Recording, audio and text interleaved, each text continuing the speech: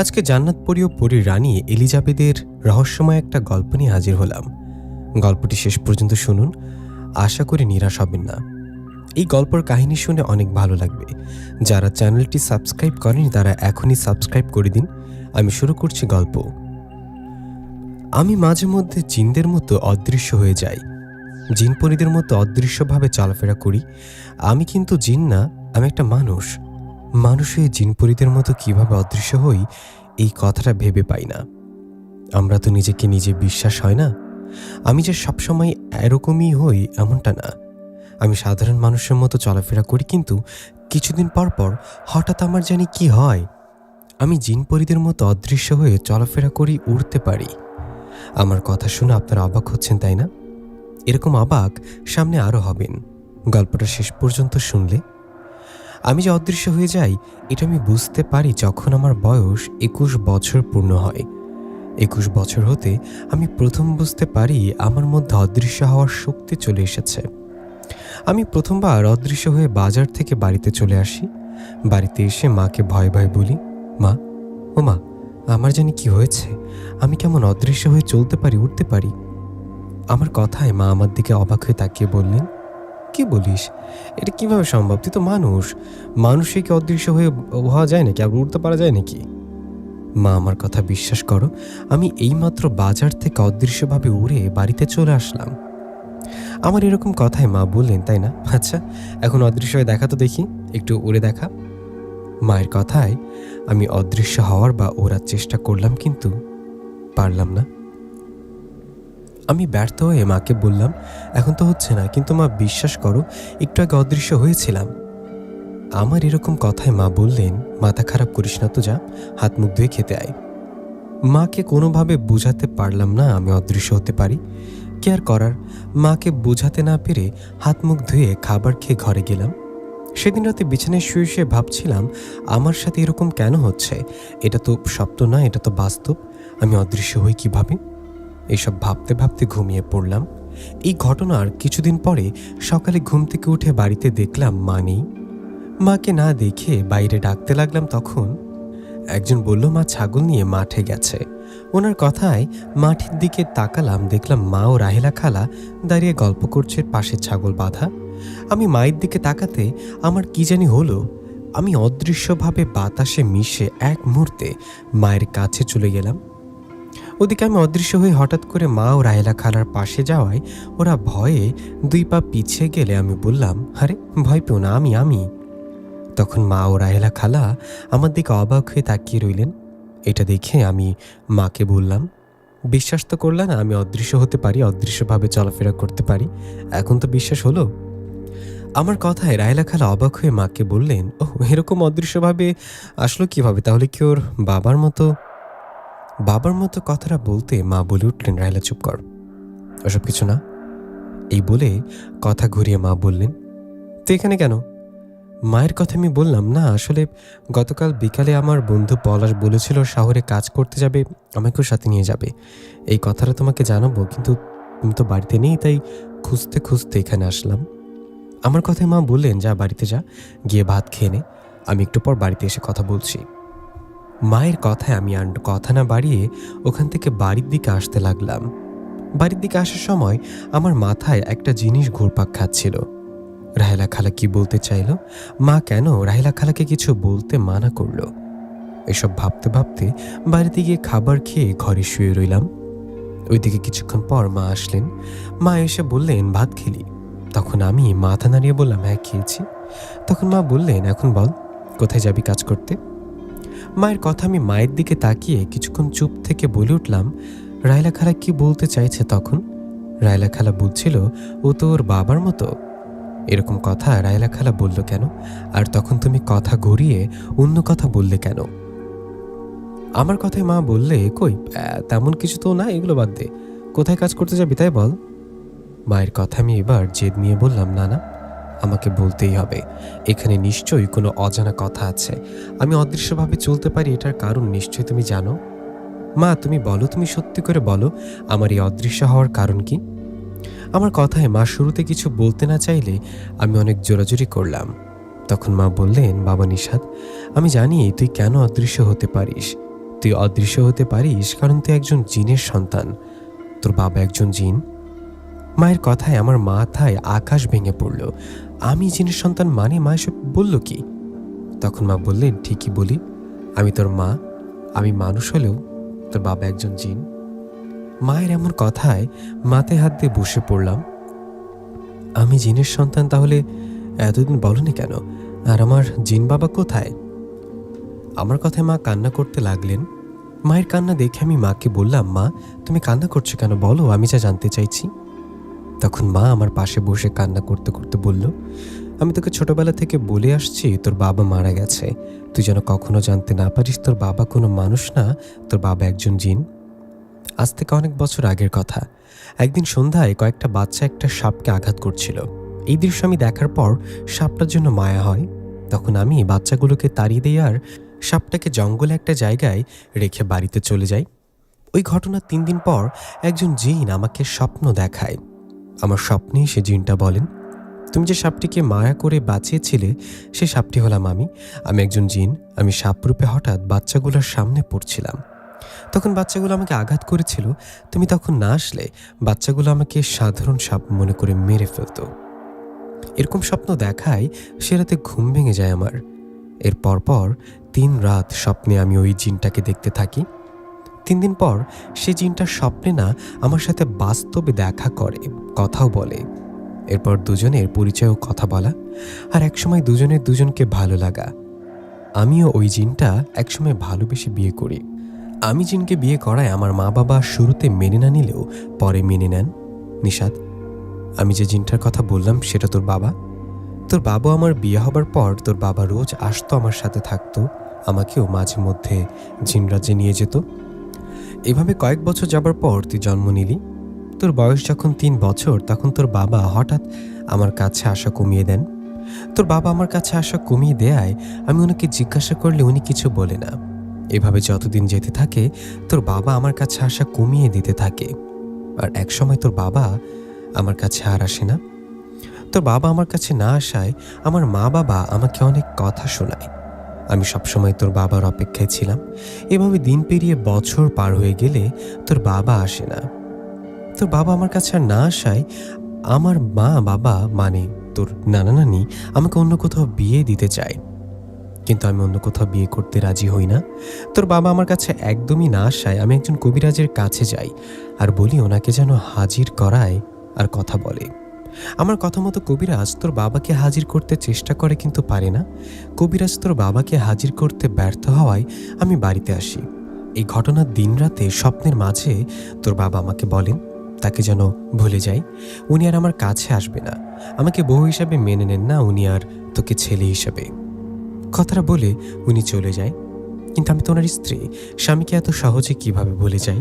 তাই আমি 2 দিন পর আবারও আরেক কবিরাজের কাছে গিয়ে তোর বাবাকে হাজির করে কথা বলতে চাই, কিন্তু সেদিনও তোর বাবাকে হাজির করতে পারি না। ওই ঘটনার 2 দিন পর এক সকালে মা বাবাকে ডাকতে গিয়ে দেখি আমার মা বাবা মারা গেছে। কথাটা বলে মা অঝরে কান্না করতে লাগলেন। মা কান্না করতে করতে বললেন, তোর নানা নানি আমার মা বাবা একসাথে মারা যাওয়ায় আমি অনেক ভেঙে পড়ি। আমার মা বাবার মারা যাবার রাতে আমার কাছে তোর বাবা আসে আর আমাকে বলে, তোমাকে বলেছি না আমি তোকে আর তোর ছেলেকে মানি না, আমি তোর কাছে আর আসতে চাই না। আমাকে কবিরাজের বাড়িতে গিয়ে ডাকার কারণে তোর মা বাবাকে মেরে ফেলেছে। যদি না চাস তোর মা বাবার মতো তোকে আর তোর ছেলেকে না মারি তাহলে আজকের পর আমাকে আর ডাকবি না। কথাটা বলে তোর বাবা চলে যায়। এই বলে মা আমাকে জড়িয়ে ধরে কান্না করতে করতে বললেন, আমার বাবা মা বাবাকে হারিয়েছি, আমি তোকে হারাতে পারবো না বাবা, আমি তোকে নিয়ে বেঁচে আছি আর থাকবো।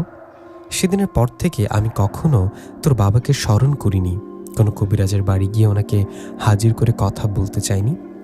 তোর বাবা একজন জিন, তুই এতদিন তোর ছোট ছিলি বলে সাধারণ মানুষের মতো ছিলি, কিন্তু তোর বয়স 21 বছর পূর্ণ হবার পর থেকে মাঝে মধ্যে তোর শরীরে জিনদের মতো ক্ষমতা চলে আসে, তখন তুই অদৃশ্যভাবে চলতে পারিস। মায়ের কথা ও কান্না দেখে আমার চোখে পানি বেয়ে পড়তে লাগলো। মা আমাকে নিয়ে কাটিয়ে দিয়েছে 21টা বছর। এই 21 বছরে বাবা আমাদের কোনো খোঁজ নেয়নি। মায়ের সব কথা শুনে বাবার উপর অনেকটা রাগ হচ্ছিল, যে চেপে বসলো বাবার উপর। মায়ের কথায় মাকে শান্ত করে বললাম, মা জানি বাবার জন্য অনেক কষ্ট হয় তোমার, তুমি কষ্ট পেও না মা। বাবা যা করেছে ওটা অন্যায়, বাবার ওই অন্যায়ের শাস্তি বাবা পাবে। এই বলে ঘরে চলে গেলাম আমি। ঘরে যাবার পর শুয়ে শুয়ে ভাবতে লাগলাম বাবাকে কিভাবে হাজির করানো যায়। ভাবতে ভাবতে মনে হলো বাবা তো জিন, ওনাকে হাজির করতে পারে কবিরাজ। হ্যাঁ কবিরাজ, কিন্তু আমি অন্য কোনো কবিরাজ দিয়ে বাবাকে হাজির করাবো না। আমি নিজে কবিরাজি শিখে আমার বাবাকে জিজ্ঞাসা করব কেন আমার মাকে ভালোবেসে বিয়ে করলেন, কেনই বা আমার নানা নানিকে মেরে ফেলে আমাদের রেখে চলে গেল। আমার সব কথার উত্তর আমি বাবার কাছে নিব। কিন্তু কবিরাজি শিখতে তো কোনো বড় কবিরাজ দরকার হবে। এই ভেবে চলে গেলাম বাইরে। বাইরে গিয়ে বন্ধু পলাশের সাথে দেখা করলাম। ওর সাথে দেখা হতে ওকে বললাম, আচ্ছা পলাশ, তোর জানা কি কোনো কবিরাজ বা তান্ত্রিক আছে যার কাছে গেলে কবিরাজি করা শিখতে পারবো? আমার কথায় পলাশ বলল, কি কবিরাজি? তুই শিখবি কবিরাজি? হ্যাঁ আমি শিখবো, আমার শিখতেই হবে। আমার এরকম কথায় পলাশ বললেন, তুই কবিরাজি শিখে কি করবি? তোকে যে বললাম শহরে কাজ করতে যাব, সেটার কি হলো? ওর কথা আমি বললাম, আমি শহরে যাব না, আমি কবিরাজি শিখব, যেভাবে হোক শিখব। তোর জানা কোনো কবিরাজ আছে? তখন পলাশ বললেন, হ্যাঁ, আমাদের পাশের গ্রামের আমার নানা বাড়ির গ্রামটা চিনিস তো, তাই না? ওই গ্রামে একটা বাঁশবাগান আছে, সেই বাঁশবাগানের পাশে ছোট্ট একটা ঘর বানিয়ে থাকে একজন কবিরাজ। পলাশের কথা ওকে বললাম, তোকে অনেক ধন্যবাদ পলাশ, আমি আজকে রাতে ওই কবিরাজের কাছে যাবো আর ওর কথা বলবো। এই বলে বাড়িতে চলে আসলাম আমি। বাড়িতে আসার পর মা বলল, কিরে বাবা, কোথায় গিয়েছিস?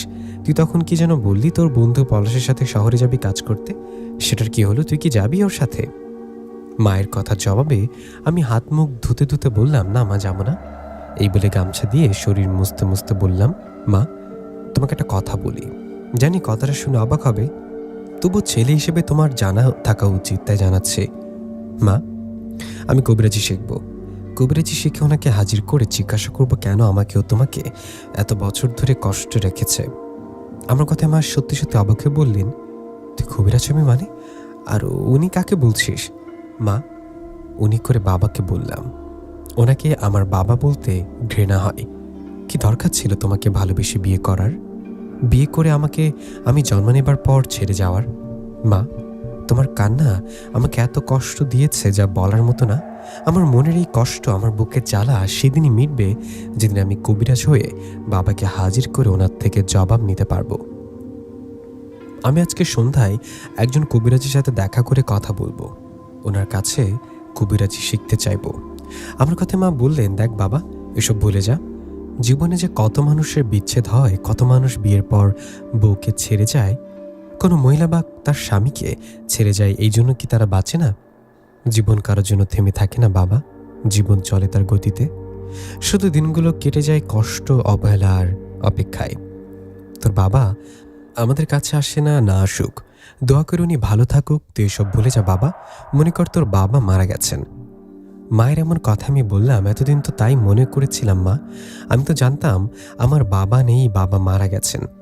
কিন্তু এখন বাবার বিষয় জানার পর আমার অনেক জেদ চেপে বসেছে। মা, আমি কবিরাজি শিখবো, সেটা যেভাবেই হোক। কথাটা বলে ঘরে শুয়ে রইলাম। আমার কথায় মার কিছু না বলে ঘরে চলে গেলেন।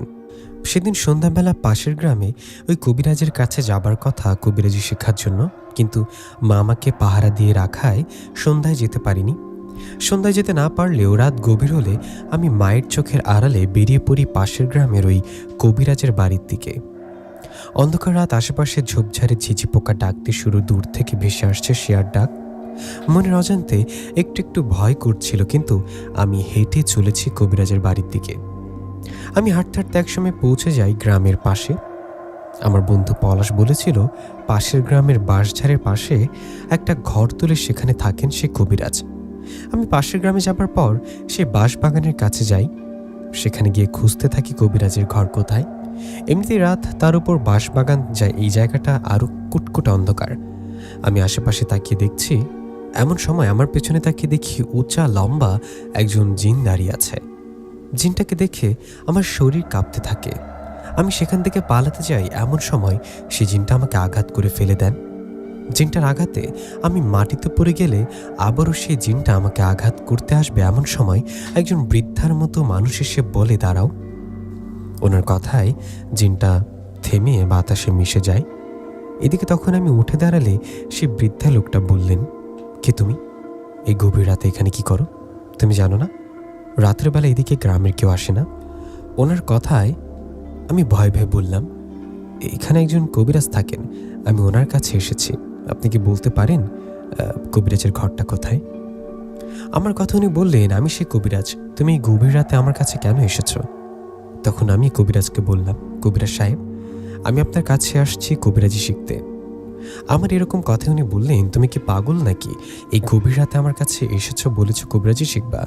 চলে যাও এখান থেকে, নইলে আমার সাথে থাকা জিন তোমাকে মেরে ফেলবে। কবিরাজের কথায় আমি বললাম, দয়া করে এমনটা বলবেন না, আমি অনেক ইচ্ছা নিয়ে আপনার কাছে এসেছি। আমি দিনের বেলা আসিনি কেউ দেখে ফেলবে বলে। এই গভীর রাতে ভয়কে জয় করে আপনার কাছে আসলাম। দয়া করে আমাকে কবিরাজি শেখান। আমি কাউকে কবিরাজি শিখাই না, তুমি চলে যাও এখান থেকে, আর কখন আসবেন আমার কাছে? কিন্তু আমি তো নাছর বান্দা, আমি কোনোভাবেই যাব না। আমি অনেক অনুরোধ করতে থাকলাম কবিরাজকে, কিন্তু এতেও ওনার মন গলল না। আমি কিন্তু কবিরাজি শিখবই। আমি যখন কোনোভাবে ওনার কথা শুনেছি, তখন কবিরাজ কোনো উপায় না পেয়ে হাত ইশারা করতেই ওনার সাথে থাকা দুজন জিন আমার সামনে ও পেছনে এসে দাঁড়ালেন। জিন দুটোর চেহারা অনেক ভয়ঙ্কর ছিল তখন। জিন দুটো আসায় কবিরাজ বলল, তোমাকে কতবার বললাম চলে যাও, তুমি গেলে না, এখন তোমার কি হবে ভাবতে পারছো? কবিরাজের এমন কথা আমি বললাম, কি আর হবে, হয়তো আপনার জিনেরা আমাকে মেরে ফেলবে। ফেলুক, আপনার জিনেরা আমাকে মেরে ফেলুক, ওদের হুকুম করুন, হয় আমাকে শিখান, নইলে এখানে মেরে ফেলুন। আমার এরকম কথায় কবিরাজ এবার অবাক হয়ে তার জিনদের ইশারা দিয়ে চলে যেতে বললেন। কবিরাজের ইশারায় জিন দুজন চলে গেলে কবিরাজ আমাকে বললেন, আমার সাথে আসো। কবিরাজের কথায় ওনার সাথে যেতে লাগলাম। তখন কবিরাজ আমাকে একটা ঘরে নিয়ে গেলেন। ঘরটা বেশ অদ্ভুত, ঘরে কিছু জিনিস রাখা। আমি ঘরে যাওয়ায় কবিরাজ বললেন, বসো। এই বলে উনি বললেন, দেখো বাবা, কবিরাজি শেখা এতটা সহজ কাজ না। কবিরাজি শেখা মানে জিনপরিদের সাথে খেলা করা। এই খেলায় তোমার মৃত্যু হতে পারে।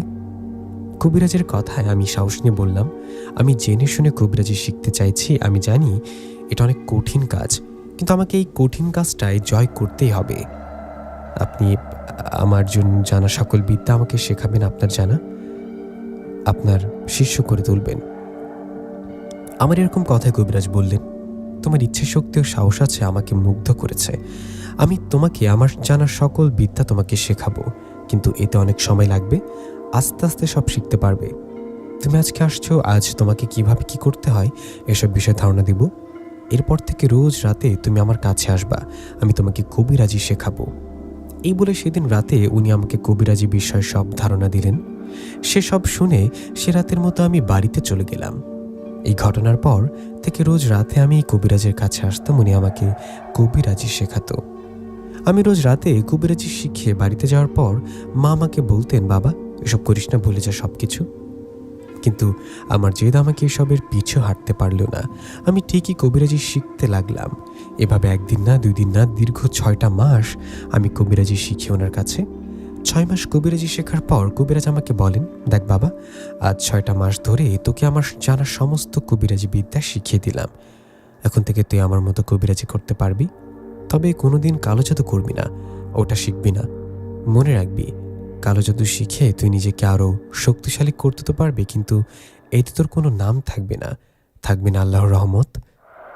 তুই কালো জাদু করবি মানে আল্লাহর বিরুদ্ধে গিয়ে কাজ করবি, তাই কখনো কালো জাদু করবি না। কবিরাজের কথা আমি বললাম, আচ্ছা গুরু, আমি তো এখন কবিরাজি অনেক কিছুই শিখে গেছি, আমি চাই আরও কিছু জানতে। আমি যেন বড় কোনো শক্তিশালী জিনের কাছে শক্তিতে হেরে না যাই। আমার কথায় কবিরাজি এসে বলল, তোর কবিরাজি শেখার এত আগ্রহ জানতাম, কিন্তু এতটা জানার ইচ্ছা ভাবিনি। শোন, তোকে আমি যা শিখিয়েছি এর থেকে বেশি কিছু শিখতে হলে তোকে ভারতের আসামের একটা পাহাড়ে যেতে হবে। সেখানে আমার যিনি গুরু উনি থাকেন।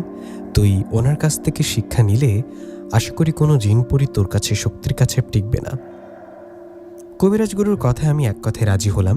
এরপর ওনাকে বললাম, বলুন আমি কিভাবে যাব ভারতের আসামের ওই বড় কবিরাজের কাছে। তখন কবিরাজ বললেন, তোকে একটা রাস্তা বলবো, তুই এই রাস্তা দিয়ে রাতের বেলা বর্ডারের কাছে যাবি। চিন্তা করিস না, বর্ডারের কাছে গেলে আমার জিনেরা তোকে বর্ডার পার করে দিবে। তুই বর্ডার পার করে আসামের ওই পাহাড়ে যাবি কি পারবি না? ওনার কথা আমি রাজি হয়ে বললাম পারবো। আমার কথা উনি 2 দিন পর এক রাতে যেতে বললেন আসামে। ওনার কথা আমি রাজি হয়ে বাড়িতে চলে গেলাম। বাড়িতে যাবার পর মাকে বললাম, মা, তুমি তো জানো আমি কবিরাজি শিখছি। আমি যদি কখনো হুট করে কোথাও চলে যাই, কিছুদিন বাড়িতে না আসি, তাহলে আমার জন্য চিন্তা করবে না, আমার জন্য দোয়া করবে। এই বলে ঘুমিয়ে পড়ি আমি। এই ঘটনার 2 দিন পর এক রাতে কবিরাজের ঠিকানা অনুযায়ী চলে যাই ভারতের আসামের ওই জায়গায় যেখানে বড় কবিরাজ থাকেন। আমি বড় কবিরাজের কাছে যাবার পর আমাকে পাঠানো ছোট কবিরাজের নাম ও ঠিকানা বলি। ওনাকে আরও বলি ওই কবিরাজ আমাকে আপনার কাছে পাঠিয়েছে শিক্ষা নেওয়ার জন্য। আমার কথায় বড় কবিরাজ রাজি হন। এরপর থেকে এখানেও আমার শেখার কাজ শুরু হয় কবিরাজি। এভাবে 1-2 দিন করে কেটে যায় একটা বছর। 1 বছর পর আমি বড় কবিরাজের কাছে শিক্ষা নিয়ে বাড়িতে চলে আসি। 1 বছর পর বাড়িতে ফিরে আসায় মা আমাকে জড়িয়ে ধরে কান্না করতে করতে বলে, এতদিন কোথায় ছিলি তুই? আমাকে রেখে কোথায় গিয়েছিলি? তুই ছাড়া তো আমার কেউ নেই বাবা। কিভাবে পারলি আমাকে ছেড়ে একটা বছর বাইরে থাকতে? তোকে কত জায়গায় না খুঁজেছি, কিন্তু কোথাও পাইনি বাবা। বল বাবা, কোথায় ছিলি? মায়ের কথায় আমি মাকে শান্ত করে বললাম, মা, আমি দূরে কোথাও গিয়েছিলাম, আমাকে মাফ করে দিও মা। আমি তোমাকে না বলে দূরে কোথাও গিয়েছিলাম কবিরাজি শিখতে। আমাকে আবারও মাফ করে দিও। তোমার কথা অবাধ্য হয়ে কবিরাজি শিখেছি বলো। মা, আমি তোমার কষ্টের কথা অনুভব কোনোদিন বলতে পারবো না, বলতে পারি না কান্না ভরা মুখটার কথা। মা, আমি আজ পরিপূর্ণ কবিরাজ, এখন জবাব নেয়ার পালা।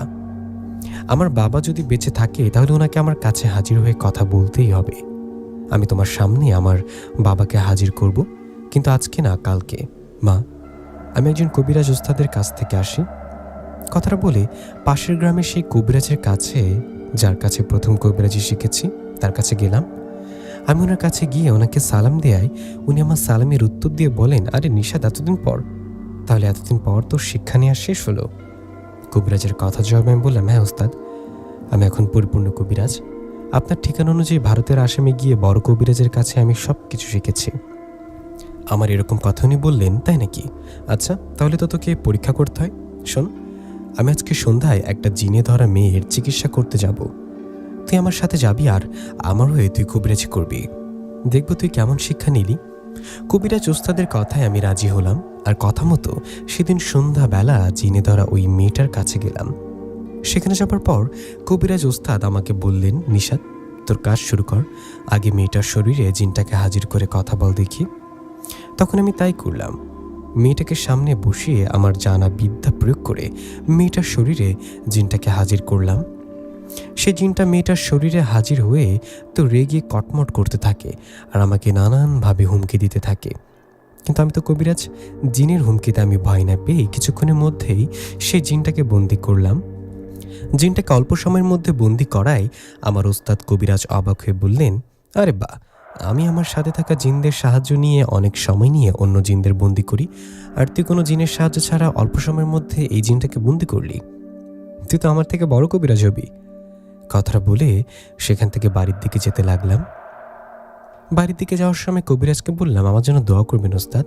আর একটা কথা, যে কথাটা কখনো আপনাকে বলিনি, আপনি জানেন কিনা জানি না, আমি কবিরাজি শেখার আসল কারণ কি জানেন আমার?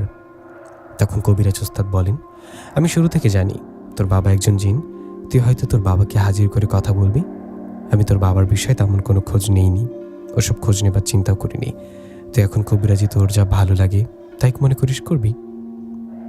তখন আমি ওনাকে বললাম, হ্যাঁ সেটাই, আমার জন্য দোয়া করবেন, আমার কবিরাজি শেখা যেন বৃথা না যায়। এই বলে আমি বাড়িতে চলে গেলাম। বাড়িতে যাবার পর মা বললেন, আবার কোথায় গিয়েছিলি? 1 বছর পর বাড়িতে এসে আবার কোথাও যাবার প্ল্যান করছিস নাকি? না মা, আমি আর কোথাও যাব না, বাড়িতে থাকবো। এখন দাও, খাবার দাও। এই বলে ঘরে গিয়ে হাত মুখ ধুয়ে বসে রইলাম। এর ঠিক কিছুক্ষণ পর মা খাবার দিলে আমি খাবার খেয়ে ঘরে গিয়ে শুয়ে পড়লাম। এই ঘটনার পরের দিন রাতের বেলা আমি আমার আসল কাজের জন্য প্রস্তুতি নিয়ে বসে পড়লাম। আমি আমার ঘরে মাটিতে একটা গোল বৃত্ত এঁকে বসে পড়লাম আর মাকে বললাম, মা, আমার পাশে বসো। আমার কথায় মা বললেন, এসব কি করছিস বাবা? আমার ভয় করছে, বাদ দে বাবা এসব। মায়ের এমন কথা আমি বললাম, মা, ভয় পেও না, ভয়ের কিছু নেই। তোমার ছেলে এখন বড় কবিরাজ। আমার প্রায় 2টা বছরের সময় ব্যয় করে কবিরাজ হওয়া। আজ আমি আমার জবাব নিব। তুমি ভয় পেও না, বসো এখানে। এই বলে মাকে জিজ্ঞাসা করলাম, মা বাবার নাম কি? তখন মা বললেন, তোর বাবার নাম ওসমান। তখন আমি বাবার নাম শুনে চোখ বন্ধ করে বাবাকে হাজির করার চেষ্টা করলাম। এভাবে বেশ কিছুক্ষণ চলে গেলে উনি হাজির হলেন না। এরপর আমি আর কঠিন বিদ্যা প্রয়োগ করতে লাগলাম। এভাবে কিছুক্ষণ যাবার পর আমার বাবা সেখানে এসে হাজির হলেন। আমি বোঝাবার পর আজ প্রথম আমার বাবাকে দেখলাম। বাবা হাজির হওয়ায় আমি মায়ের দিকে তাকালাম। তখন মা মাথা নাড়িয়ে বললেন, হ্যাঁ। ওদিকে বাবা হাজির হয়ে আমাকে বললেন, কে আপনি? আমাকে হাজির করলেন কেন? তখন আমি বললাম, আমার পাশে গিয়ে তার দিকে তাকান, তাহলে উত্তর পেয়ে যাবেন। আমার কথায় বাবা মায়ের দিকে তাকিয়ে রইলেন। এরপর আবার আমার দিকে বেশ কিছুক্ষণ তাকিয়ে বলে উঠলেন, তুমি তো আমার ছেলে, তুমি কবে কবিরাজ হলে? বাবার কথা আমি মুচকে এসে বললাম, আপনাকে এখানে হাজির করেছি আপনার কথার উত্তর দিতে নয়, বরং আমি যা জিজ্ঞাসা করব সেটার জবাব নিতে। আপনি কেন আমার মাকে ভালোবেসে বিয়ে করেছেন? কেন বা বিয়ের পর আমার জন্ম হবার পর ছেড়ে গেলেন? কেন আমার নানা নানিকে মেরে ফেলেছেন? জবাব দিন। আমার কথায় বাবা বললেন, আমি এইসব কথার একটারও জবাব দিব না। তুমি আমাকে হাজির করে ভুল করেছ। আমাকে এখনই যেতে দাও, নইলে তোমার ও তোমার মায়ের ক্ষতি হয়ে যাবে। আপনি কি আমাকে আপনার সেই ছোট ছেলেটা এখনো ভাবেন যে মারার হুমকি দেন? আপনি নিজে চিন্তা করুন, আপনাকে হাজির করেছি, আপনি এখানে হাজির হয়েছেন আমার কথায়, এখান থেকে যেতে পারবেন আমার কথায়? আপনার কত বড় শক্তি, এখান থেকে চলে গিয়ে দেখান। আমার কথায় বাবা বললেন, তুমি কি নিয়ে খেলছো জানো? তুমি মরবা, তোমার সাথে তোমার মাও মরবে। ছেড়ে দাও আমাকে। আপনাকে তো অবশ্যই ছেড়ে দেবো, তার আগে আমার কথার উত্তর দিন। কেন আমার মায়ের জীবনটা নষ্ট করলেন? কেন উনি আজও আপনার জন্য ধুকে ধুকে মরছে? কেন আপনি ওনাকে বিয়ে করে চলে গেলেন? উত্তর দিন। আমার কথায় বাবা কোনো উত্তর না দিয়ে আমাকে আবারও হুমকি দেয়। আমি একটা হাসি দিয়ে বাবাকে বোতলবন্দি করে ফেললাম। আমি বাবাকে বোতলবন্দি করে ওনাকে বললাম, আজ থেকে 3 দিন পর আপনাকে মুক্ত করে আমার কথার ওপর চাইব। সেদিন যদি আমি কোনো উত্তর না পাই, তাহলে সেদিন হবে আপনার শেষ দিন। কথাটা বলে বোতলে মুখ লাগিয়ে দিলাম। এদিকে এই দৃশ্য দেখে মা বলে, নিশাত কি করলি? নিজের বাবাকে বন্দি করলি? ছেড়ে দে ওনাকে। মায়ের কথা আমি হাসতে হাসতে বললাম, মা, এই দিনটা দেখার জন্য 1.5 বছর কষ্ট করে কবিরাজি শিখলাম, আর তুমি কষ্ট পাচ্ছ। আমি বাবাকে ছাড়বো না মা, যতক্ষণ না উনি আমাকে আমার কথার জবাব না দেন। তুমি ওনার জন্য 21টা বছর কষ্ট পেয়েছো, আর না মা, তোমাকে আর কষ্ট পেতে দেব না। বাবাকে 3 দিন পর বোতল থেকে মুক্ত করে আমার প্রশ্ন করবা আমায়। যদি এতে কোনো উত্তর না পাই, তাহলে ওনাকে কি করব জানি না। কথাটা বলে সেখান থেকে উঠে আমার ঘরে গেলাম। এদিকে আমার পিছে পিছে মা আমার ঘরে গিয়ে বললেন, দয়া করে এমনটা করিস না বাবা, তোর বাবাকে মুক্ত করে দে। উনি হাজার ভুল করলেও তোর বাবা, ছেড়ে দে ওনাকে। মা, আমি তো ছাড়তে চাই, উনি শুধু বলুক কেন তোমাকে আমাকে কষ্টে রাখছে এতটা বছর, কেন মিথ্যা ভালোবাসা দেখিয়ে তোমাকে বিয়ে করেছে। তুমি ঘরে যাও, মাত্র 3টা দিন তো, 3 দিন পর তো বাবাকে মুক্ত করে দিব, তখন না হয় বাবার সাথে কথা বলো। আমার কথায় মা আর কিছু না বলে ঘরে গেলেন। এদিকে তখন আমি বাইরে আর কোথাও না গিয়ে সে রাতের মতো ঘুমিয়ে গেলাম। আমি ঘুমানোর পর একটা স্বপ্ন দেখলাম। আমি দেখলাম একটা জিন এসে বলছে, কবিরাজ, আজকে যাকে বোতলবন্দি করেছে ওকে ছেড়ে দাও। যদি জানে বাঁচতে চাও ওনাকে ছেড়ে দাও, নইলে তুমিও তোমার বউ কেউ বাঁচবে না। এরকম একটা স্বপ্ন দেখে ঘুম ভেঙে যাওয়া আমি ভাবি, স্বপ্নে দেখা জিনটা আমার বাবার পরিচিত জিন নিশ্চয়ই। বাবাকে বন্দি করে উনি আমাকে ভয় দেখাতে আসছে, কিন্তু আমি তো এত সহজে হেরে যাবার ছেলে নই।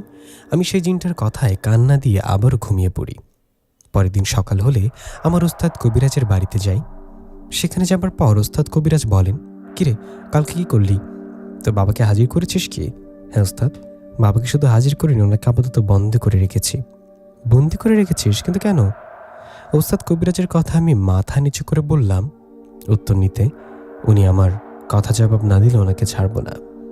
আমার কথা কবিরাজ বললেন, মাথা গরম করে কিছু করিস না, যা করার ভেবে চিন্তে করবি। ওনার কথা আমি মাথা নাড়িয়ে বললাম, ঠিক আছে ওস্তাদ, আমি তাহলে আসি।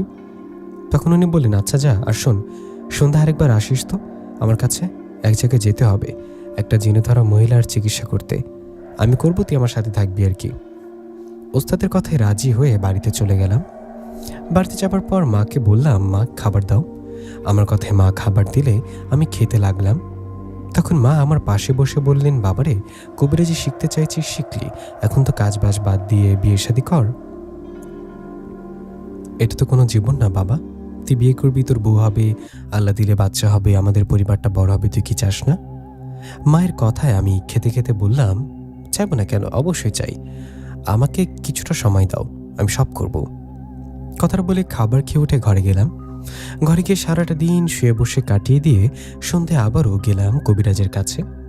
ওনার কাছে যাবার পর উনি আমাকে নিয়ে 2 গ্রাম পর একটা বাড়িতে গেলেন। সেখানে একটা মহিলাকে জিনে ধরেছে। ওনার কাছে যাবার পর কবিরাজ সেই মহিলার শরীরে জিনটাকে হাজির করে কথা বলতে লাগলেন। কবিরাজ জিনটাকে মহিলাটাকে ছেড়ে যেতে বলে, কিন্তু সেই জিন কোনোভাবেই মহিলাকে ছেড়ে যাবে না। জিনটা ছেড়ে যাবে না, এদিকে কবিরাজও ছাড়বে না। জিনটার এরকম জেদ দেখে কবিরাজ ওস্তাদ ওনার সাথে থাকা 2 জন জিনকে হুকুম দিলেন মহিলার শরীরে থাকা জিনকে যেন আঘাত করে দুর্বল করে দেয়। কিন্তু হলো তার উল্টোটা। মহিলাটাকে ধরা জিনটা উল্টো কবিরাজের জিন দুটোকে আঘাত করে আহত করে ফেললেন। মহিলাটাকে ধরা জিনটা খুব ভয়ঙ্কর ও শক্তিশালী ছিল। কবিরাজ জিন দুটোকে আহত করার পর সে জিন মহিলার শরীর থেকে বলে উঠলেন, কবিরাজ, দেখলি তো আমার ক্ষমতা? তোর সাথে থাকা 2 জন জিন কোনো 10 জন জিন আসলেও আমার সামনে টিকতে পারবে না। তোকে 1 মিনিট আমি সময় দিলাম, দ্রুত এখান থেকে চলে যা। যদি না যাস তো তোকে সবার সামনে আঘাত করে মেরে ফেলবো। ওই জিনটার কথায় আমার মাথা গরম হয়ে যায়। আমি থাকতে আমার ওস্তাদ কবিরাজকে এভাবে হুমকি দেয়। তখন আমি ওস্তাদকে বললাম, ওস্তাদ, আমি দেখছি আপনি আমার পিছনে আসুন। কথাটা বলে ওস্তাদকে মহিলার সামনে থেকে সরিয়ে আমি মহিলাটার সামনে বসলে সে মহিলার শরীর থেকে জিনটাকে হাসতে হাসতে বললেন, তোর মতো পিচ্ছি বাচ্চা ছেলে আমার কি করবে? তোর কবিরাজ ওস্তাদের সাথে ভাগ এখান থেকে, নইলে বিপদে পড়বি, যা পালা। জিনটার কথায় আমি জিনে ধরা মহিলার স্বামীকে বললাম, আমাকে একটা সাদা কাগজ একটা ম্যাচ এনে দিন তো। আমার কথা মতো উনি আমাকে সাদা কাগজ একটা ম্যাচ এনে দেয়ায় আমি সেই সাদা কাগজে কিছু একটা লিখলাম। লিখে কাগজটা বিড়ির মতো চিকন করে ম্যাচ জ্বালিয়ে সেই কাগজে আগুন লাগিয়ে ধোঁয়া সৃষ্টি করে জিনটাকে উদ্দেশ্য করে বললাম, এই কাগজটা 1 মিনিট জ্বলবে। তোকে 1 মিনিট সময় দিলাম। যদি 1 মিনিট 1 সেকেন্ড হয় তোকে মেরে ফেলবো। 1 মিনিটের মধ্যে এই মহিলাটাকে ছেড়ে চলে যাবি। তোর সময় শুরু। কথাটা বলে চোখ বন্ধ করে বিড়বিড় করে দোয়া পড়তে লাগলাম আর কাগজে লাগা আগুন থেকে বেরোনো ধোঁয়াতে ফু দিতে লাগলাম। আমি যখন বিড়বিড় করে দোয়া পড়ে ফু দেই তখন মহিলার শরীরে থাকা জিনটা চিৎকার করতে করতে বলে, বন্ধ কর, বন্ধ কর এসব, তোকে কিন্তু ছাড়বো না, এসব এখনই বন্ধ কর। কিন্তু আমি এই জিনটার কথা না শুনে আমার কাজ করে যাচ্ছিলাম। এভাবে প্রায় 1 মিনিট হবার আগে সে জিনটা আমার কাছে মাপ চাইতে চাইতে বলল, ঠিক আছে, আমি চলে যাচ্ছি, আর কোনোদিন এই মহিলার কাছে আসবো না। ওই জিনটার কথায় আমি ওকে ওয়াদা করিয়ে ছেড়ে দিলাম। তখন জিনটা চলে গেল। জিনটা মহিলাটাকে ছেড়ে দিয়ে যাবার পর কবিরাজ ওস্তাদ ও আমি সবার কাছে বিদায় নিয়ে বাড়ির দিকে যেতে লাগলাম। বাড়ির দিকে যাবার সময় কবিরাজ বললেন, নিশাত, তুই তো আমার থেকে অনেকটা এগিয়ে, দোয়া করি তোর মাঝে যেন এরকম সাহস ও শক্তি সবসময় থাকে। আমি আমার ঘর এসে পড়েছি, যা বাড়িতে যা।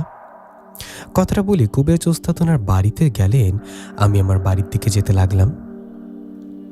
আমি বাড়ির দিকে যাওয়ার সময় রাস্তায় হঠাৎ আমার সামনে কালো পোশাক পরা 2 জন জিন এসে দাঁড়ালেন। জিন দুটোর সামনে দাঁড়ানোর ফলে আমি দাঁড়িয়ে গেলাম। এদিকে তখন পেছনে আবার 2টো জিন এসে দাঁড়ালেন। সামনে 2টো জিন, পেছনে 2টো জিন, এর একটু পর ডান ও বাম সাইডেও 2 জন করে 4 জন জিন এসে দাঁড়ালো। জিনেরা আমাকে চারিদিক থেকে ঘিরে ধরায় আমি বললাম, তোর আবার কে? একটু আগে যে জিনটাকে তাড়িয়ে দিলাম, তোরা আবার ওর পরিচিত বা বন্ধু জিন নাকি? আমার কথার ওদের মধ্যে একজন আমার সামনে এগিয়ে এসে বললেন, না, তুই যার কথা বলছিস আমরা তার পরিচিত জিন না। তুই যাকে তোর বাড়িতে বোতলবন্দি করে রেখে দিয়েছিস আমরা ওনার পরিচিত জিন। তুই ওনাকে বন্দি করাই গত রাতে আমরা তোকে স্বপ্ন দেখিয়েছিলাম। স্বপ্নে সে বলেছিলাম ওনাকে ছেড়ে দে, কিন্তু তুই আমাদের কথা শুনিসনি। স্বপ্নে আমাদের কথা না শুনলে এখন শুনতে হবে। তুই এখনই বাড়িতে গিয়ে তোর বাবা যাকে বন্দি করে রেখেছিস ওনাকে ছেড়ে দিবি। আর যদি না দিই কি করবি? আমার এরকম কথায় আমার সামনে থাকা জিনটা বললেন, তুই তোর বাবাকে বোতলবন্দি থেকে মুক্ত করে না দিলে তোকে আর তোর মাকে মেরে ফেলবো। জিনটার কথায় মাথাটা গরম হয়ে গেল আর তখনই ওকে বন্দি করে ফেললাম। জিনটাকে বন্দি করায় আশেপাশের সকল জিনেরা ভয়ে ভয়ে আমার দিকে তাকিয়ে রইলেন। তখন আমি বললাম, কিরে, ওর মতো তোদেরও কি বন্দি হবার শখ হয়েছে নাকি? চলে যায় এখান থেকে, আমি আমার বাবাকে এত সহজে ছাড়বো না। উনি আমার কথার জবাব দিলে তবেই ছাড়ব। কথাটা বলে মোটামুটি এক মুঠ মাটি নিয়ে দোয়া পড়ে সেই জিনদের দিকে ছুঁড়ে মারলে ওরা সেখান থেকে চলে গেল। ওরা চলে যাবার পর আমি বন্দি করা জিনটাকে নিয়ে বাড়িতে চলে যাই। বাড়িতে যাবার পর মা বললেন, কোথায় গিয়েছিলি? রাত বেরাতে বাইরে থাকিস, আমার কি চিন্তা হয় না? মায়ের কথা আমি বললাম, আমি যার কাছে কবিরাজি শিখেছি আমার এই ওস্তাদ কবিরাজের সাথে গিয়েছিলাম। তখন মা বললেন, তোর জন্য চিন্তা হয়, তুই কি আমার কথা একটু ভাবিস না? মায়ের এমন কথা আমি ঘরে গিয়ে বললাম, আমার জন্য চিন্তা করো না মা, আল্লাহর রহমতে আমার কিছু হবে না। এই বলে খাবার খেয়ে শুয়ে পড়লাম। আমি আর ঘুমিয়ে গেলাম। আমি ঘুমানোর পর মধ্যরাতের দিকে হঠাৎ আমার ঘুম ভেঙে গেল। ঘুম ভেঙে যেতে মা ডাক দিয়ে বলল, বাবা নিশাত, বাইরে আয়, তাড়াতাড়ি বাইরে আয়, নইলে ওরা আমাকে মেরে ফেলবে। মায়ের কণ্ঠে শুনে বাইরে গিয়ে চমকে উঠলাম, কারণ বাইরে দাঁড়িয়ে আছে শত শত হাজার জিন। সে জিনটা আমার মাকে ধরে রেখেছে। ওরা মাকে ধরে রাখছে দেখে আমি বললাম, কি আপনারা আমার মাকে ধরে রাখছেন কেন? কিন্তু ওরা আমার কথার কোনো উত্তর দিলেন না। এদিকে তখনই জিনদের মাঝখান থেকে একটা পালকির মতো কিছু একটা আমার দিকে এগিয়ে আসলেন।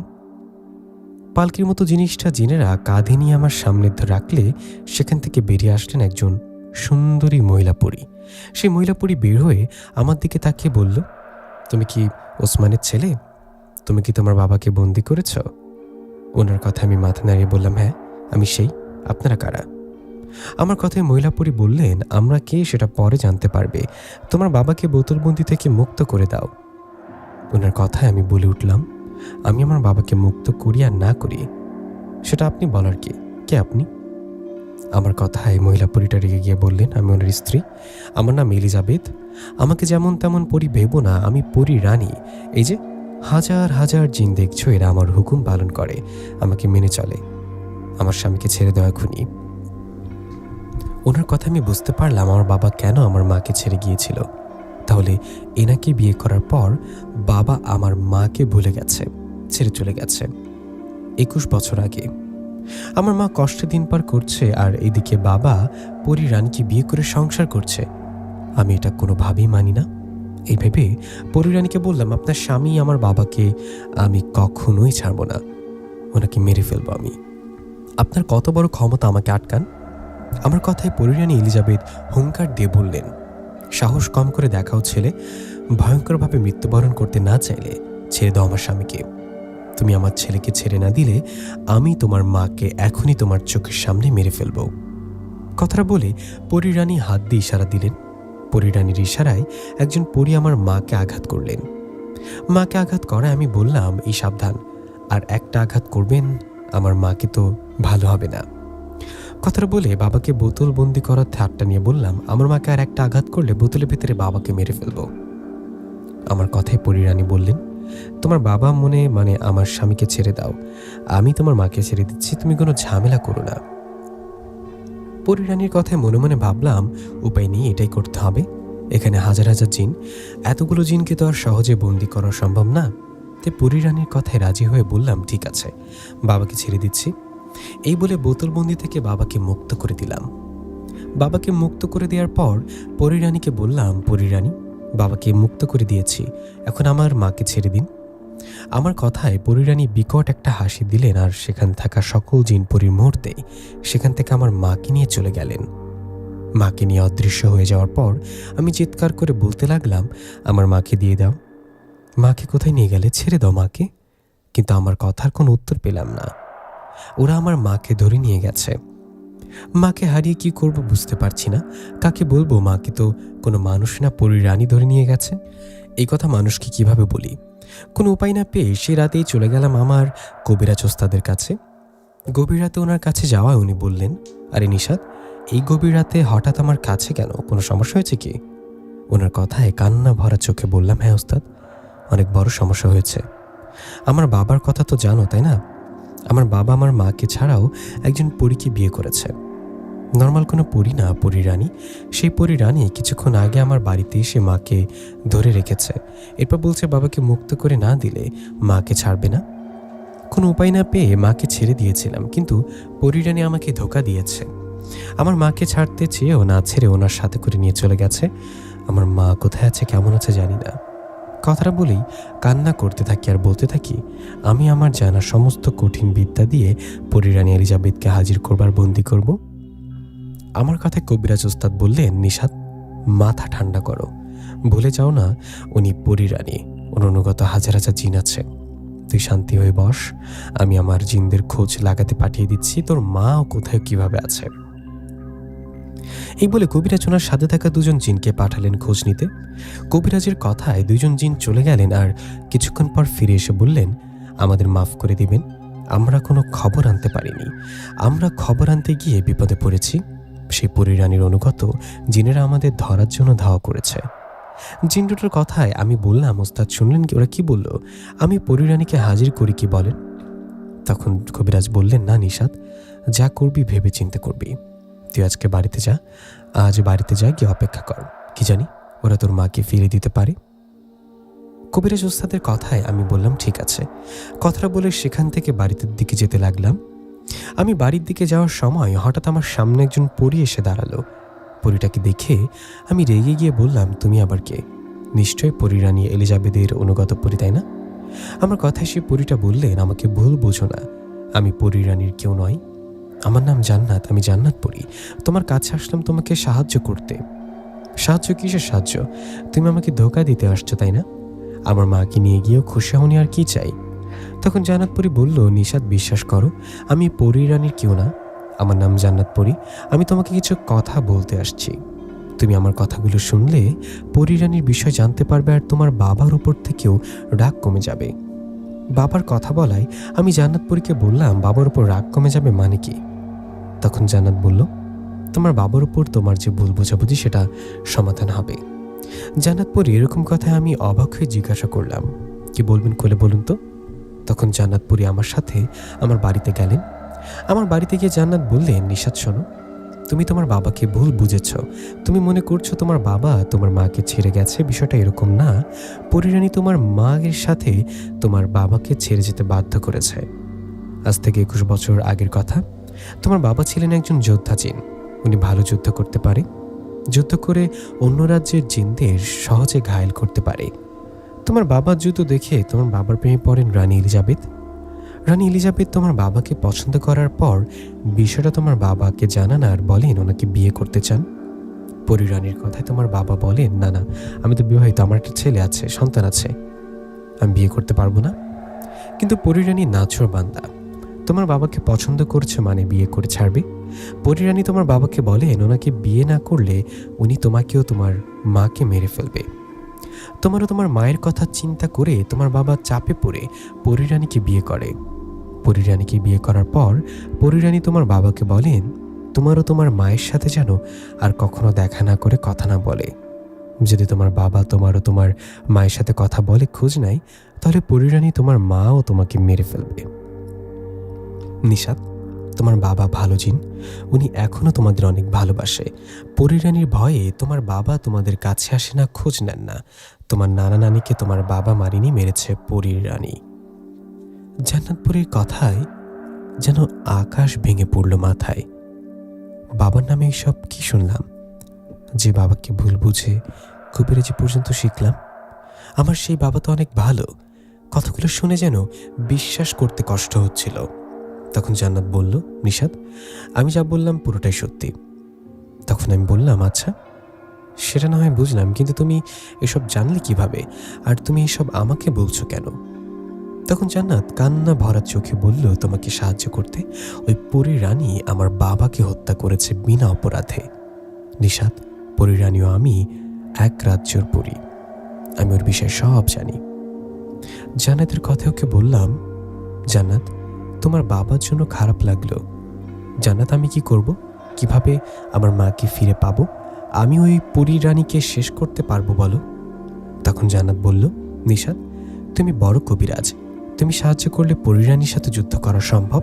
আমাদের জিন রাজ্যের পাশের রাজ্যের জিনেরা পরীরানী এলিজাবেথকে দেখতে পারে না, ওরা এদের শত্রু। তুমি চাইলে আমি পাশের রাজ্যের ওই জিনেদের সাথে কথা বলবো, ওরা আমাদের সাহায্য করলে পরীরানীকে শেষ করে দিতে পারবো। জান্নাতের কথায় ওকে বললাম, আমি রাজি।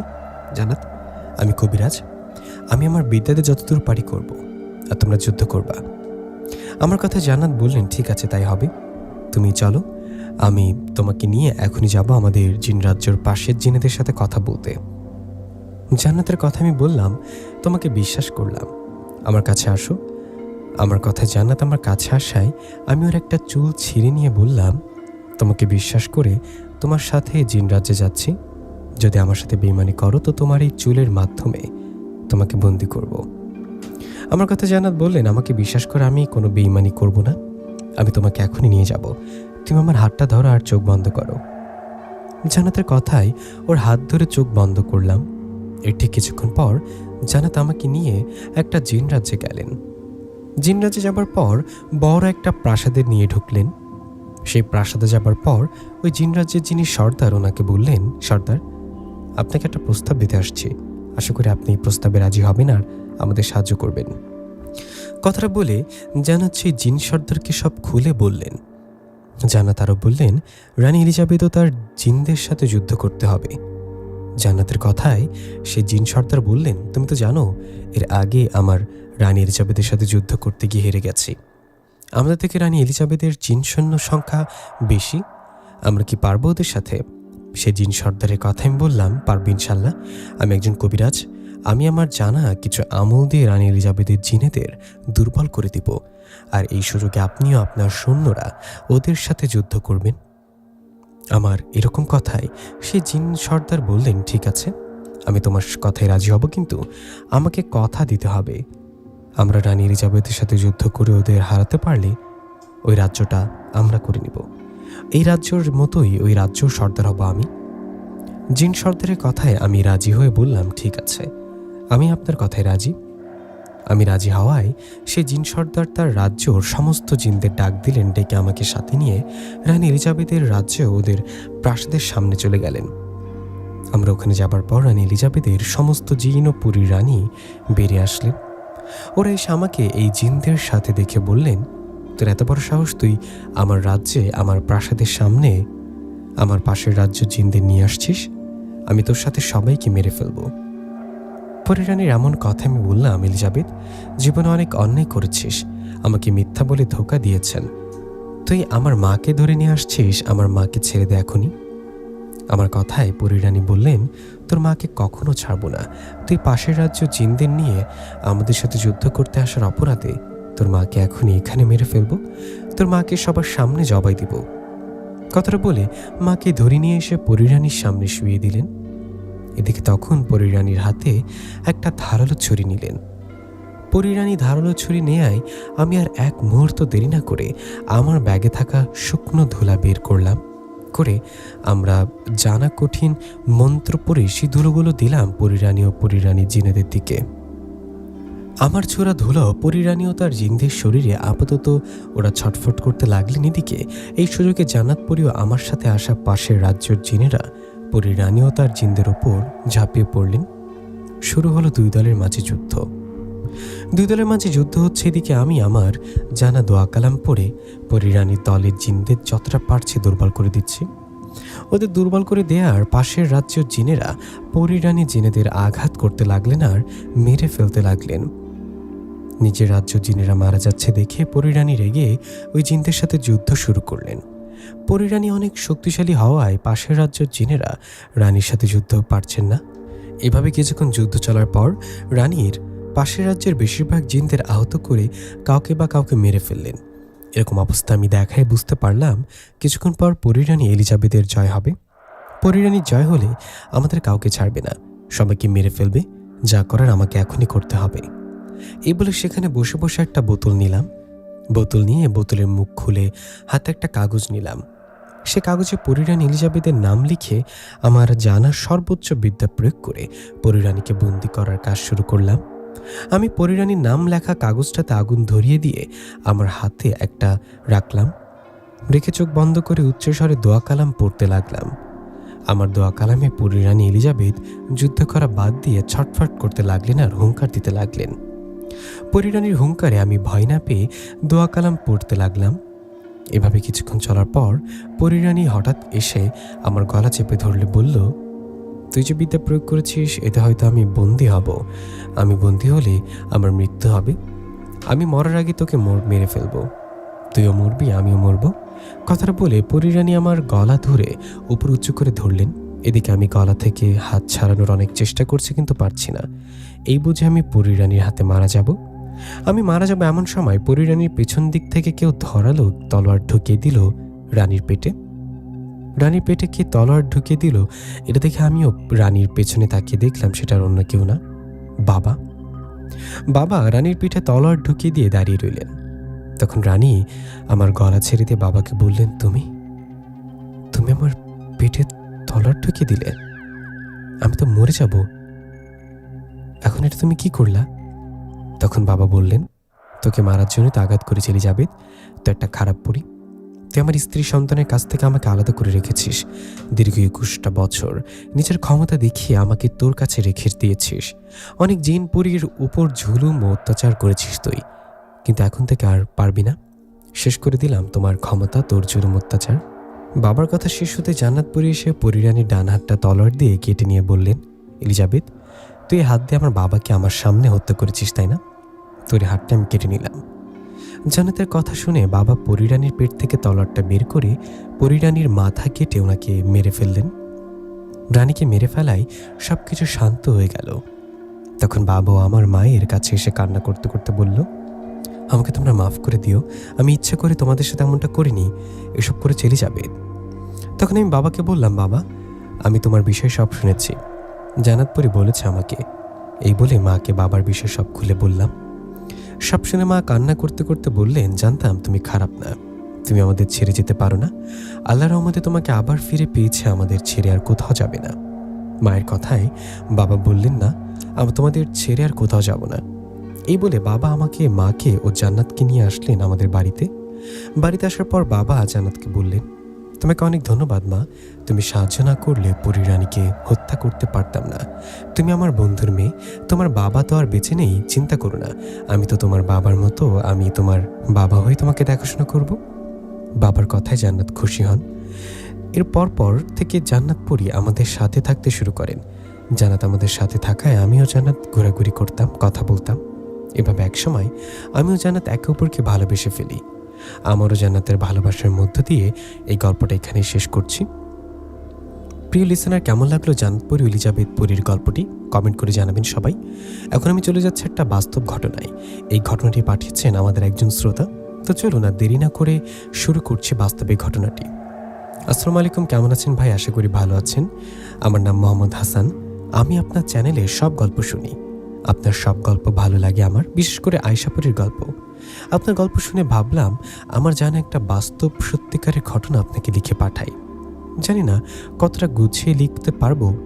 আমার লেখায় কোনো ভুল ত্রুটি হলে ক্ষমা সুন্দর দৃষ্টিতে দেখবেন। আমি এখন বর্তমানে দুবাই আলকোস থাকি। আমার দেশের বাড়ি কুমিল্লা, থানা নাঙ্গলকোট। ঘটনাটা ঘটেছিল 2015 সালে। তখন আমি ক্লাস 7-এ পড়তাম। আমাদের বাড়ি থেকে আমার নানা বাড়ির দূরত্ব হচ্ছে প্রায় 30 মিনিটের পথ। আমার মামারা 4 ভাই। বড় মামা ও সেজ মামা থাকে সৌদি রিয়াদে, আর মেজ মামা ছোট মামা থাকে শারজা আল খান। আমি সবার অনেক আদরের হওয়ায় বেশিরভাগ সময় নানা বাড়িতে থাকতাম। আমার নানা বাড়ির পিছনে ছোট্ট একটা বাগান আছে। বাগানের সাথে রাস্তা, রাস্তার সাথে কবরস্থান, কবরস্থানের সাথে মসজিদ, মসজিদের পাশে দিয়ে একটা রাস্তা চলে গেছে। সে রাস্তায় একটা ব্রিজও আছে। আমার নানাদের একটা প্রজেক্ট ছিল, সেখানে মাছ চাষ হতো। আমি নানা বাড়িতে বেশিরভাগ থাকায় নানাদের বাজার করতাম, মাছ ধরতাম। মামিরা আমাকে অনেক ভালোবাসত, অনেক আদর করত। আমার নানার ঘরের পেছনে একটা ছোট মোটা আম গাছ ছিল। নিশাত ভাই, ঘটনাটা মূলত আম গাছ থেকে শুরু হয়। আমি আমার মামিদের সাথে ঘুমাইতাম। তখন তো ছোট ছিলাম। আমার নানা নানি ঘুমাতো এক রুমে, আর আমার মেজো মামি, বড় মামি আমাকে নিয়ে একসাথে ঘুমাইতো অন্য রুমে।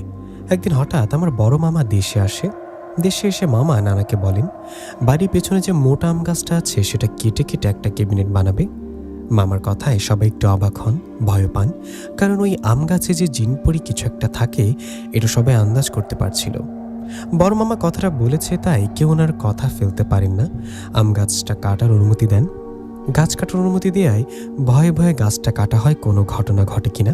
কিন্তু কোনো ঘটনা ছাড়াই স্বাভাবিকভাবে আম গাছটা কাটা হয়। গাছটা কাটা 2 মাস চলে যাওয়ার পরের ঘটনা। আমার বড় মামি প্রেগনেন্ট হয়, আর কয়েক মাস পর ওনার একটা ছেলে সন্তান হয়। ছেলে হয়, ওর নাম রাখা হয় আদনান। তো দেখতে দেখতে প্রায় যখন আমার মামাতো ভাইয়ের 2 বছর বয়স হয়, তখন দেশে ছিল আমার মেজো মামা। আমার মামি সকালবেলায় আমার মামাতো ভাইকে নাস্তা দেয়। তখন বড় মামি কাজ করছিল, আমার মেজো মামি ছিল বাড়ির ছাদের উপরে ওখানে কাজ করছিল। বড় মামি মেজো মামি বাসায় কাজ করছিল একসাথে মিলে। আমি ছিলাম ছাদের উপরে মামার সাথে। আমার মেজো মামার ছেলে মাদ্রাসায় পড়তো, মাদ্রাসাটা পাশের বাসায় ছিল। আমি বড় মামির 2 বছরের ছেলেটা বসে নাস্তা করছিল। বাড়ির গেট ছিল খোলা, তো সবাই সবার কাজে ব্যস্ত। নানুর বাড়ির গেটের সামনে ছিল একটা কুকুর, আমার মামার আপন চাচাতো ভাইয়ের। আবার ছাদ থেকে পুকুরটা খুব স্পষ্ট দেখা যায়। তাই দেখতে দেখতে দুপুর 12টা বেজে যায়। তখন আমার বড় মামি আমার মামাতো ভাইকে খুঁজছিল। যখন সব জায়গায় খুঁজছিল, খুঁজে পাচ্ছিল না। ছেলেকে খুঁজে না পেয়ে তখন মামি অনেক কান্না করছিল। বড় মামির কান্নায় আমি আর মেজো মামা ছাদে থেকে নিচে নেমে আসলাম। এসে আমার সব জায়গায় খুঁজতে লাগলাম। বাড়ির প্রত্যেকটা রুম, ওয়াশরুম সব জায়গায় খুঁজতেছি, কিন্তু খুঁজে পাচ্ছি না। তখন একজন লোক রাস্তার দিকে যাওয়ার সময় উপরের দিক থেকে যেন পুকুরের পানির ওপর ভাসছে। পুকুরের পানিতে কিছু ভাসতে দেখায় লোকটা সামনের দিকে এগিয়ে এসে দেখে পুকুরে ভাসছে। বাচ্চাটাকে পানির ভেতরে ভাসতে দেখে তিনি তাড়াতাড়ি করে পুকুরে নেমে বাচ্চাটাকে কোলে নিয়ে দেখে ওইটা আমার মামাতো ভাই। মামাতো ভাইকে দেখে উনি তাড়াতাড়ি করে সবাইকে ডাক দেন। ওনার ডাকে আমরা সবাই বাইরে বের হয়ে দেখি মামাতো ভাইয়ের এই অবস্থা। মামাতো ভাই পানিতে পড়ে জ্ঞান হারিয়েছে ভেবে আমার মামাতো ভাইকে নিয়ে একটা হাসপাতালে নিয়ে যাই। এরপর ডাক্তার মামাতো ভাইকে দেখে বলে আমার মামাতো ভাই আর বেঁচে নেই। ডাক্তারের কথায় সবাই কান্না করতে থাকে, আর হাসপাতাল থেকে মামাতো ভাইয়ের লাশ বাসায় নিয়ে আসা হয়। বাসায় এসে সবাই কান্নাকাটি করছিল। আমার নানা মামাতো ভাইয়ের লাশ রুমে নিয়ে আসে। আমার মামাতো ভাইকে নিয়ে নিচে শুয়ে রাখছিলাম। আমার খালা আন্টি আম্মু এসেছিল, আমরা সবাই অনেক কান্নাকাটি করছিলাম। কান্নার মধ্যে কেউ খেয়াল করি নাই আমার মামাতো ভাইয়ের লাশটা। যখন আমি আমার মামাতো ভাইয়ের লাশের পাশে বসেছিলাম, তখন আমার কি যেন একটা মনে হয়েছিল যে তার উপর যে কাপড়টা ছিল সেটা সরিয়ে দেখতে। আমি সেটাই করলাম। আমি মামাতো ভাইয়ের লাশের উপর থেকে কাপড়টা সরাতে দেখি বুকের ডান পাশে 5 অঙ্কের দাঁত কালো হয়ে আছে। তখন সেটা আমি আমার মামাকে দেখালাম। মামা দেখে কিছু বলে নাই। যখন দেখি কয়েক মিনিট পর আমার মামাতো ভাইয়ের মুখ একদম কালো হয়ে গেছে। আমার এত কিছু মাথায় আসে নাই, চিন্তা করি নাই। এখন মামাতো ভাই লাশটাকে কবর দিয়ে বাড়িতে আসি। আসার পরও সবাই কান্নাকাটি করছে। আমি আমার আম্মু এক রুমে। আম্মু কান্না করছিল রুমে। বারান্দার মধ্যে ছিল একটা দানব, দান সিদ্ধ। তারপর তাপাতো আমি তোমার আম্মুকে জড়িয়ে ধরে ঘুমিয়েছি।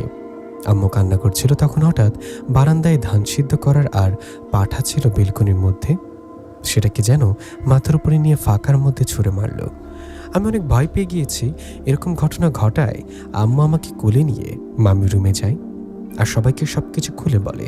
সব শুনে নানা নানু খালা খালু সবাই লাইট হাতে নিয়ে দেখতে যায় বারান্দায়। সেখানে গিয়ে দেখে যেভাবে ছিল তাফা ঠিক সেভাবেই আছে তাফা। এরপর সবাই সবার মতো ঘুমিয়ে যায়। এভাবে দেখতে দেখতে 2-1 দিন চলে গেলে সবাই সবার বাড়িতে চলে যায়। আমি ছিলাম নানা বাড়িতে। মেজো মামাও চলে গেছে। এর ঠিক কয়েক মাস পর বড় মামা দেশে আসছে। বড় মামা দেশে আসার পর জানা গেল মেজো মামি প্রেগনেন্ট, কিন্তু হঠাৎ করে ওনার পেটের বাচ্চা নষ্ট হয়ে যায়। ওনার পেটের বাচ্চা নষ্ট হয়ে যাওয়ার পর সবাই ভাবে বাড়িটা বন্ধ করে নিবে। এই ভেবে চট্টগ্রাম থেকে একজন ওনার লোকদের নিয়ে আসে।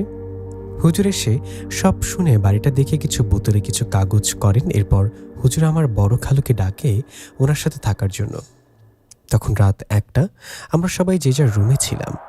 হুজুর সে রুমে এসে আমাদেরকে বলে বাইরে যত কিছু হয়ে যাক, নতুন কিছু শব্দ শুনেন, কেউ এই রুম থেকে বেরিয়ে যাবেন না। এরপর হুজুর ওই রুমটা পুরোটা দোয়া পরে বন্ধ করে দেয়। আমার বড় খালা একটা লাইট নিয়ে হুজুরদের সাথে গিয়েছে। যাওয়ার পর যখন বাড়িতে উঠানে আসছিল, তখন হুজুরের সাথে যে আরও 6টা-7টা লোক ছিল সবাইকে বলছিল বাড়ির বিভিন্ন ভিন্ন ভিন্ন সাইডে যাওয়ার জন্য। যখন হুজুর আজান দেওয়া শুরু করেছিল, তখন দেখি একটা কালো বিড়াল, চোখ দুটো লাল অবস্থা একদম, আজান দেওয়া শুরু করেছিল। তখন দেখি শুধুমাত্র একটা, কিছুক্ষণ পর আবার দেখা গেল অনেকগুলো বিড়াল হুজুরের সামনে। যখন সবাই মিলে একসাথে আজান দেওয়া হলো, শেষ হলো, তখন দেখা গেল একটু বিড়াল নেই। আজানের সময় অনেক বিড়ালের কান্না, কুকুরের কান্না শোনা যাচ্ছিল। তো সাথে যে দোয়া পড়ছিল, যে বোতলগুলো ছিল, সেগুলো বাড়ির ভিন্ন ভিন্ন সাইটে গর্ত করে রেখে দিয়েছিল। এরপর সবকিছু স্বাভাবিক হয়ে গেছে। সব স্বাভাবিক হবার পর হুজুর চলে যায়। এভাবে দেখতে দেখতে অনেকগুলো মাস চলে যায়। একদিন রাতে আমি ও মেজো মামি ঘুমাচ্ছিলাম। হঠাৎ দেখি ছাদের দরজায় অনেক সাউন্ড আসছিল। তখন বড় মামি, মেজো মামি, নানা নানুর সবার ঘুম ভেঙে যায়। আমরা সবাই চেক করতে গিয়েছিলাম হাতের লাইট নিয়ে। দেখি দরজা যেমন ছিল তেমনই আছে। এরপর আমরা সবাই আবারও এসে ঘুমিয়ে গিয়েছিলাম। এর পরের দিন সন্ধ্যাবেলায় আমরা সবাই নাস্তা করে বসেছিলাম। পাশের রুম ছিল কোদাল আনতে খোনাতে কি যেন কোথায় কোনটা পাকার মধ্যে একবার ফেলতেছিল, একবার তুলছিল, একবার ফেলছিল। আমি এখন অনেক বড় মামি, মেজো মামি, নানুসহ দেখতে গিয়েছি। গিয়ে দেখি সবকিছু ঠিক আছে। এরপর অনেক সমস্যার সম্মুখীন হতে হয়েছে। তো সবকিছু একদিন এতটাই বিরক্ত করছিল, আমাদের রাতে দেখতেও ঘুমাতে পারছিলাম না। এরকম সমস্যা হওয়ায় সবাই মিলে ঠিক করলেন একজন কবিরাজের বাড়িতে যাবে। আমার নানা বাড়ি থেকে 20 থেকে 25 মিনিটের দূরত্ব হওয়ায় আমি একটা কবিরাজের অনেক বাড়ি নাম করা কবিরাজ ছিল, তার কাছে যাওয়ার পর সবকিছু খুলে বলেছিল। কবিরাজ সবকিছু শুনে আমার মাকে একটা গোলবৃত্তর মধ্যে বসিয়ে রাখে। এরপর মায়ের শরীরে সেই জিনকে হাজির করে, যারা নানান বাড়িতে সমস্যা করে। হাজির করার পর কবিরাজ তাকে বলেছিল, কেন তুই এই বাসায় এগুলো করতে আসছিস? তুই বাসায় ছেলেদেরকে মেরে ফেলেছিস কেন? কথাটা বলে কবিরাজ জিনটাকে অনেক আঘাত করে। তখন জিনটা বলে যে আমাদের নানা বাড়ির পেছনে যে আম গাছটা ছিল সেখানে সে থাকতো। শুধু জিনটা আর জিনটার বউ থাকতো আম গাছে।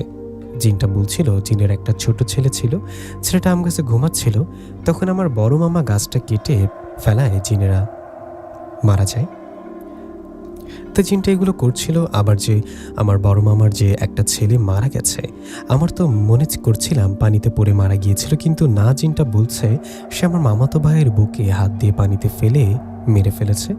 এরপর সেই জিনেরা আরও বলে, আমাদের মসজিদের পাশে যে রাস্তা, সেই রাস্তায় যে একটা ব্রিজ আছে, যেটার কথা শুরুতে বলেছিলাম, সেই ব্রিজের নিচে 3টা জিন থাকে। ওই জিনদের সাথে নিয়ে আমার মামাতো ভাইকে মারছে আর আমার নানা বাড়িতে সমস্যা করছে। সব শুনে কবিরাজ জিনদের আর আমার নানা বাড়ি থেকে ছেড়ে যেতে বলে, কিন্তু ওই জিনেরা ছেড়ে যেতে চান না। পরে কোনো উপায় না পেয়ে কবিরাজ সবগুলো জিনকে বন্দি করে। আলহামদুলিল্লাহ, এরপর কোনো সমস্যা হয় না। আমার বড় মামির একটা মেয়ে আর একটা ছেলে হয়, ওরা এখন ভালো আছে।